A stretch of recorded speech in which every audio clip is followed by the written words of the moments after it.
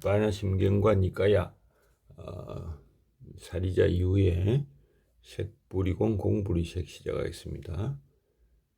자, 이 부분은 산스크리트본 그리고 현장본이 서로 다릅니다. 산스크리트 법원을 번역하면 3단 구조입니다.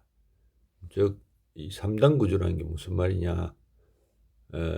현재 지금 반야심경은 색부리공, 공부리색, 색적 시공, 공적 시색 이렇게 2단으로 되어 있습니다. 근데 산스크리트는 앞에 물질은 공성이고 공성인 것은 실로 물질이다. 이 구절이 들어가 있죠. 그래서 제1단에 물질은 공성이고 공성인 것은 실로 물질이다. 이 부분을 뭐 색적 시공, 공적 시색으로도 할 수 있는데 이 레드파인도 그렇게 번역했지만은 지금 레드파인은 이 한자와 영의 그 정확한 미묘한 차이를 몰라가지고 아이가 이렇게 번역한 걸로 보입니다. 한역에서는 이 물질은 공과 다르지 않고 공은 물질과 다르지 않다. 이 부분을 산스크리트본 이 나오고 그 다음에 한역본의 이 구절이 또 산스크리트에 나옵니다. 그래서 이 뭐 이렇게 다른 게 의미가 있는가 하고 한번 관심을 가지고 볼 필요가 있죠. 자, 여기 보면 지혜륜 이런 분은 산스크리트 번역과 같습니다. 여기 지금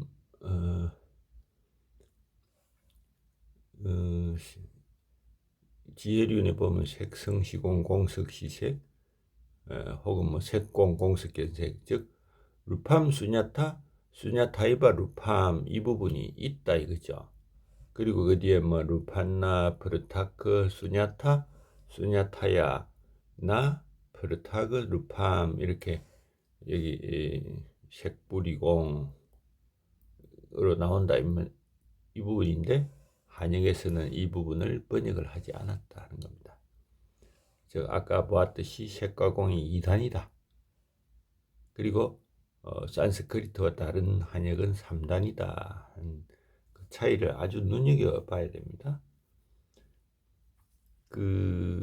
이 법을 이분이 보편지장반야 말다 심경에 번역한 걸 보면은 우리 지금 현장에 색부리공 공부리색 앞에 색성시공 공성시색 이 부분이 들어가 있어요. 그 지혜륜 당나라 때 성녀 이분의 번역은 역시 이 현장의 번역에 앞부분에 이게 색공 공성견색 이 부분이 들어가 있습니다. 왜 현장은 2단으로 했는가? 뜻이 비슷해서 뭐 그렇게 할 수도 있다고 보이기도 하는데 이렇게 짧은 경전에 이렇게 비슷한 뜻을 넣을 이유가 있을까를 보고 관심을 가지고 보도록 합니다. 지금 아까도 읽었지만 루팜 수냐타 수냐타이바 루팜 이 부분을 다 생략했다 그랬죠. 그래서 구마라집과 현장은 그 부분을 생략하고 구마라집은 뭐 비색이공 뭐 색불이공 다 같은 말이겠죠. 했는데 버블은 색성시공 공석시색을 넣고 지혜로는 색공 공성견색 그 다음에 색불이공 공부리색 들어갔죠. 나머지는 역시 순서를 역전시키기도 했는데 구마라집보는 이 부분의 앞에 색공고 문해계상 뭐 이런 말들이 수공고 문해 무수상 상공고 무지상 이런 말들이 들어가 있는데 이 구마라집보는 따로 해석을 하지 않고 넘어갑니다. 자, 그리고 이건 뭐 산스크리트이기 때문에 우리가 다 그냥 종합해서 여기 보자. 3단으로 된 거를 왜 3단으로 했느냐? 나가르주나 용수가 주장하는 공가중의 3단으로 보는 견해도 있다 했습니다. 공가중이 뭔가 한번 볼까요? 43.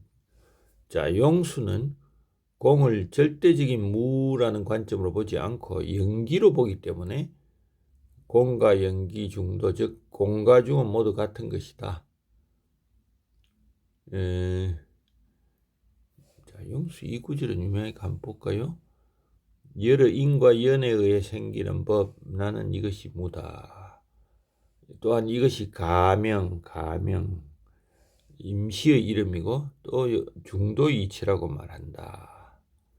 이렇게 용수의 공과중은 뭐 밑에 설명을 보면 더 자세히 나오겠네. 자, 색성시공, 공성시색 이 부분은 용수가 말하는 공에 해당하고 뭐 물질적 존재를 현상으로 포착하지만 현상은 무수한 원인과 조건에 의해 변함으로 변하지 않는 실체는 없다는 의미에서 공이다. 색불이공, 공불이생은 용수가 말하는 가에 해당한다. 즉 공가, 요 밑에 중 이렇게 본다는 거죠. 뭐 한번 읽어는 봅시다. 모든 것이 현상들의 인연에 의해 형성된 점을 봐서 실체가 없다. 그래서 일체가 원인과 조건으로 구성된 점을 알아차리면 연기의 세계를 뚫어 볼 수 있다. 그것을 위해서 임시로 현상 혹은 물질을 움직이지 않는 것으로 가정하고 다른 것과의 관계를 보아야 한다. 그렇게 보는 경우 나는 다른 것에 의해 규정되며 현재의 나와 다른 나가 성립된다.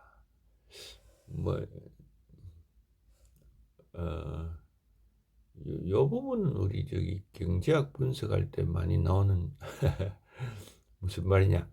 현상 혹은 물질을 움직이지 않는 것으로, 자, 두 개의 변수 A와 B가 움직일 때 그 관계를 서로 움직이는 상태에서는 알 수가 없기 때문에 A를 고정시키고 B의 움직임으로 B를 관찰하고 그 다음에는 B를 고정시키고 그 다음에 A를 관찰해서 두 개의 관계를 규정하는 거. 이 뭐 경제학이나 현대과학 실험에서도 많이 나오는데 용수의 공과중도 이렇게 보고 있군요. 자, 제3단의 색적 시공은 용수가 말하는 중도이다. 이렇게 쭉 설명을 했네요. 자, 뭐 이렇게 3단으로 공과중으로 볼 것인가? 또 우리는 이 역본을 뚫어지게 쳐다보면서 생각을 해봅시다. 자, 버블이 1단을 색성시공, 공성시색이라 했는데 이 부분을 직접 보면 물질과 공의 관계에 대한 것이다. 자, 논리적 인과관계가 있느냐 하고 보는 겁니다. 즉 색성시공 이 부분, 자, 물질적 성질은 비어있다는 뜻이죠. 그래서 자, 물질의 성질은 공이다. 그리고 물질은 공과 다르지 않다. 그러므로 물질은 공이다. 이런 논리 전개. 이렇게 볼 수 있는 이유는 물질은 공이다 하는 것과, 자, 지금 이 3단 설명입니다. 물질에 대해서 설명해 보겠다. 물질이라는 것은 그 숨어 있는 성질은 사실 비어 있다. 이렇게 설명하는 거하고 차이가 많죠. 듣는 사람 입장에서. 그래서 물질은 공이다 이렇게 단도직입적으로 말하면은 무슨 말인가? 물질이 비어 있다니 하는데 이렇게 설명적으로 설명해 주는 역할을 하는 것이다. 따라서 현장본의 경우에는 이런 논리 전개를 생략했다. 이걸 뭐 아는 사람한테는 이해가 되지만은 처음 접하는 사람한테는 터무니없다. 혹은 뭐 신비롭다 이런 생각을 들게 하겠죠. 또 이 산스크리트와 한문이 지금 제1단과 3단 형식이 유사하다. 즉 색적 시공하고 색의 성질을 갖고 있다는 문장이 비슷하기 때문에 한문으로는 미묘한 차이를 옮길 수 없어서 생략한 것이 아닌가라고도 보입니다. 자, 그렇게 뭐 3단과 2단은 확실히 구분을 하는 것이 좋겠죠. 물질의 성질은 공이라는 부분은 맞는 것일까? 뜻은 알아야 되지 않겠는가 하는 겁니다. 자, 현장본엔 나오지 않지만 산스크리트나 다른 한역본에 물질의 성질은 공이다. 이 부분을 한번 보죠. 즉 물질의 성질은 공이다. 공의 성질은 물질이다. 이 지해류는 색공, 공성견색이라고 했죠.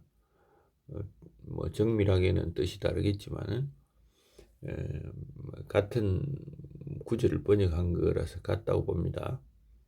자, 물질은 공이다 하는 거하고 물질의 성질은 공이다 하는 거하고 완전히 인상이 다르겠죠. 즉 외관상 물질로 보이지만 그 물질을 구성하는 근본 요소는 물질과는 다른 것이다. 이런 경우는 성질이니까 그것은 공일 수 있는가 보다 이렇게 생각할 수가 있죠.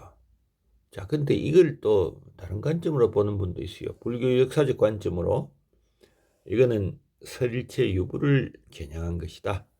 사르바스티바다. 자, 가장 인기가 있었고 제일 신도가 많았던 설일체 유부. 설일체 유부는 물질이라는 법이 홀로 존재한다 이런 주장을 하죠. 반야신경에서는 그런 법은 존재하는 것이 아니고 비어있다. 이 반박을 하는 것이다. 또 공의 성질은 물질이다. 이 구절은 부파 불교의 하나인 경량부 사우트란티카를 겨냥한 구절이다 하는 겁니다.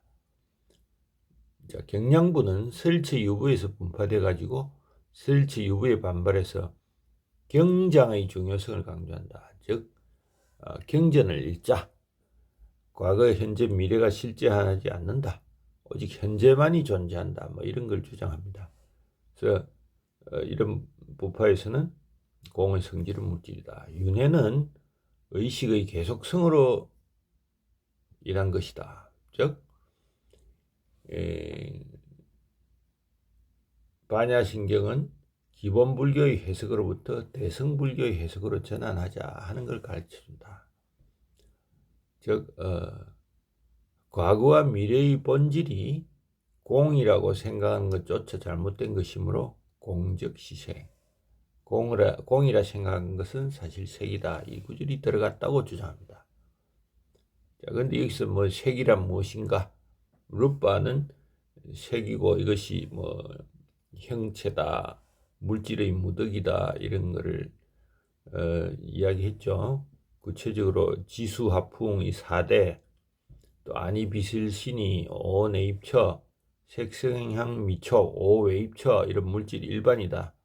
따라서 여기서는 그 나중에 아니비슬신이 색성향 미촉법이 나오니까 그걸 호응하기 위해서 몸 혹은 물질이라 번역하자. 거의 대다수의 책들이 물질 형태로 번역했고 한역조차 색, 물질을 의미한다. 루파가 appearance, figure, 형체, 모습, 형태이긴 하지만 여기서 색이라는 것은 의식하는 자를 기준으로 하기 때문에 그 의식하는 자의 물질, 즉 육신을 의미하는 것이 맞다. 그래서 몸으로 번역하자. 틱나단 스님 반야신경 세 번역에 보면은 들어보라 사리자여 이 몸 자체는 공이며 공 자체는 이 몸이다 이렇게 번역한 거를 제일 앞에서 한번 읽었었죠. 몸이라 번역하는 것이 반야신경을 이해하기 쉽게 만든다. 지금 현재 여기 뭐 책에 보면 도 일체고액 사리자 색뿌리공 공부리색 지금 이 부분을 하고 있습니다. 물질이 비어 있다는 것은 불교에서 가장 자주 쓰는 데죠. 근데 바냐바라밀다의 견지에서는 단순한 비어 있음이 아니고 완전히 비어 있고 비어 있음 그 자체다 하는 겁니다. 어떻게 해서 그런가? 물질 혹은 다른 어떤 마음의 실체는 마음에 의해 정의되고 우리는 존재한다는 마음으로 볼 때 그것이 존재한다. 그래서 존재하는 유일한 것은 우리의 물질에 대한 정의다. 물질 그 자체는 스스로 존재한다고 불릴 수 있는 어떤 것에 대해서도 비어있다. 우리가 물질을 정의하는 어떤 것도 다른 어떤 것에 의존해 있다. 그래서 물질의 본질적 속성 공이다. 공은 단순히 실제에 대한 또 다른 이름이다. 실제는 일부라는 것이 없기 때문에 실제의 일부가 아니라 실제의 전부에 대해서 그렇다. 자, 실제의 본질적 속성은 나누어질 수 없거나 스스로 존재하는 어떤 것에도 비어있다.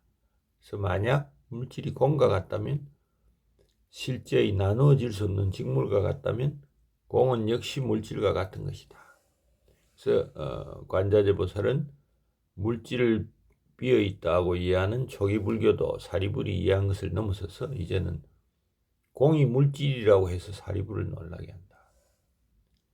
즉 사리불의 아비달마에 대한 이해를 뒤집어서 그에게 지혜를 감안하여 실제의 끊어짐이 없는 직물은 그 자체로 우리가 경험하듯이 물질과 같은 것, 실제를 부분으로 나누려는 시도와 같은 것이라고 말해준다. 자, 이거는 이제 논리적으로 이해해 보려는 것이죠. 이 설명들은. 근데 이런 것들이 비어있다는 실상을 알고 나서는 완전히 비어있기 때문에 우리는 그것들이 존재하지 않는다고 말하려는 유혹을 받기도 하죠. 즉 비어있음과 존재하지 않음이 같은 뜻을 겨냥할 수는 있으나 그것은 어떤 맥락하에서만 그렇습니다. 단순히 비어있음과 존재하지 않음은 다른 개념이다. 실상이 존재하는 것으로 착각하는 망상이 있으면 비어있음과는 같을 수 있지만 존재하지 않음이라는 말과는 다르다. 공이란 단어는 아무것도 없음을 의미하는 것이 아닌 겁니다. 자, 이점에서 우리가 언어의 거물망을 한번 보도록 합니다. 우리는 실체를 직접 인식하기 어려운 이유는 언어의 거물망. 자, 우리가 지금 뭔가 지금 이 딸기나 이것들을 보지만은 이것들은 이 거물망, 언어의 거물망 밑에 있기 때문에 우리가 떠올리는 것은 자동차나 이런 딸기, 새의 직접적인 것을 우리가 직접 인식을 못한다는 거죠. 오로지 이 거물망에 걸린 개념의 거물망, 새는 어떻다, 뭐 딸기는 빨갛다, 뭐 솔직히 빨갛지만은 그 딸기의 정확한 색상을 우리가 머릿속에 설명하고 다른 사람에게 설명하고 머릿속에 이해하고 하기에는 우리가 사물 자체가 아니기 때문에 알 수가 없다는 거죠. 그래서 자, 종륵이라는 분은 재밌는 비유를 하고 있다. 반야심경 주해에 얼음과 물을 예를 들고 있다. 즉 색이란 사대로 구성된 환이고 공이란 반야진경이다. 얼음이 녹으면 물이고 얼음과 물은 결국 같은 것이 아니냐. 그런데 이건 뭐 자연현상을 비유한 것에 불과하다. 공의 요체를 설명하기에는 부족하다. 원칙의 반야신경찬에 보면 또 삼성설의 입장에서 이런 설명을 합니다. 색이 곧 공이라는 것은 변개 소집성이다. 본래 없는 것이라 말할 수 없다. 중론에 말하기를 만약 공이 아닌 법이 있다면 공법도 있어야 한다. 근데 불공법도 없으니 유공법을 얻을 수 있겠는가? 자, 의탁이성, 요 원성, 실성, 이 삼성설은 자주 나오니까 알아두면 좋습니다. 의탁이성은 그 자체의 자성이 없고 이는 따라 일어난다, 의존한다. 다른 것이 일어나는 성질에 의존한다 하는 거죠. 원성, 실성은 생겨나지 않은 것이므로 공하와 같다. 자, 이게 변개 소집 이 주를 한번 보시면은 두루 산정하여 모인 것이다. 이런 뜻입니다. 그래서 완전히 개념화된 것으로서 사물이 모인 것을 우리가 개념적으로 받아들인 것이다. 그래서 그 모든 것은 허상이다. 개념적으로 받아들인 것이다. 색이 공이라는 것은 개념적으로 받아들여서 본래 없는 것이라서 공이라고 말할 수 있다. 그리고 의탁이성, 원성, 실성도 여기에 준한다 한 겁니다.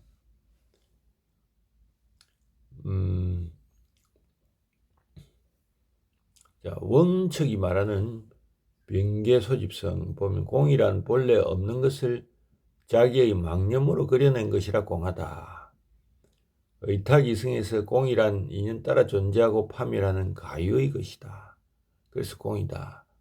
원성실성에서 공이란 그 자체가 일어남도 일어나지 않음도 없는 공의 본질이기 때문에 역시 공하다. 이 셋으로 나누어서 공과 대비시켜 그 색과 공이 다르지 않음을 이야기한다. 이건 뭐 이런 설명들은 모두 그 개념적인 설명들이다. 또 명나라 시대에 4명의 위대한 불조 중 한 명으로 선풍을 부흥시킨 태청이죠. 자, 이분의 설명은 색은공과 다르지 않다. 이것은 영혼에 대한 일반인의 관점을 파괴한다. 일반인은 오직 자신들의 물질적 몸이 실제라고 생각하기 때문이다. 영원하다고 간주하기 때문에 백년의 계획을 세우고 몸이 비어있는 허상을 깨닫지를 못한다. 생로병사에 멈추지 않는 변화에 종속되는 것도 모른다. 결과적으로 사대로 이루어진 육체는 기본적으로 진정한 공과 다르지 않다. 일반인은 이것을 모른다. 자, 이건 뭐 맞는지 틀린지 모르지만 우리 마음속에는 와닿는 설명이죠. 공불이색의 진술은 또 소승과 다른 부파의 추종자에 간직된 소멸관을 파괴한다. 이게 무슨 말이겠습니까? 공은 역시 공 그 자체가 아니고 바로 색과 다르지 않다. 물질과 다르지 않다 하는 겁니다. 즉 다른 부파의 구성원이 수행을 하지만 그들의 몸이 업으로부터 왔으며 업은 마음으로부터 왔고 생과 생으로 연속되는 것을 알지 못한다. 그래서 이런 재탄생의 원리를 이해하지 못하기 때문에 사람은 죽으면 순수한 호흡은 하늘로 돌아가고 조악한 호흡은 지구에 남고 진정한 영혼은 거대한 공으로 간다고 생각을 한다. 근데 진정한 영혼이 거대한 공으로 간다면 아무런 윤회도 없을 것이며 선행도 소용이 없다. 악행도 이점이 없다. 진정한 영혼이 거대한 공으로 간다면 아무 흔적이 없으니 허무주의로 빠진다.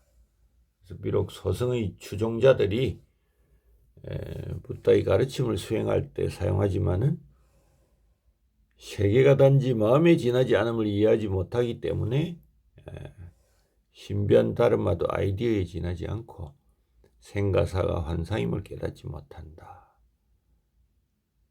그들은 세계를 감옥으로 보내고 태어남을 족쇄로 본다.